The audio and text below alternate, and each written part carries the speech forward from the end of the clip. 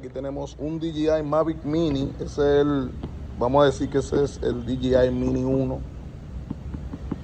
Está antes del Mini 2, ese y el Mini 2. Y tenemos aquí un Potensic Atom SE. Vamos a comparar esto de los drones, a ver qué tal la calidad de video y esas cosas, mi gente, estabilización. Así que ya ustedes saben, sorprevíes.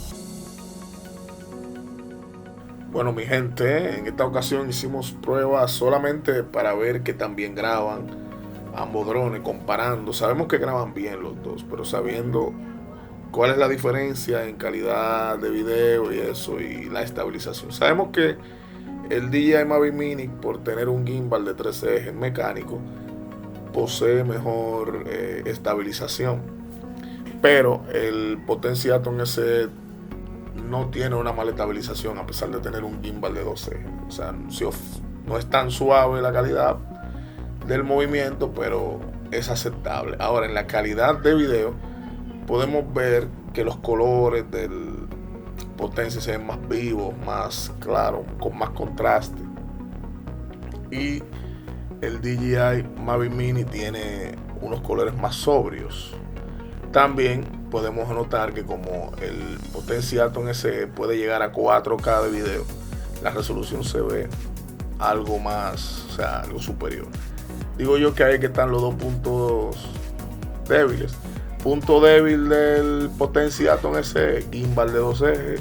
Punto débil del DJI Mavic Mini, que no llega a 4K. 2.7K, que es bastante bueno, pero no llega a 4K. Entonces, esa es la diferencia, mi gente. Y nada, ustedes deciden con cuál de los dos se quieren quedar.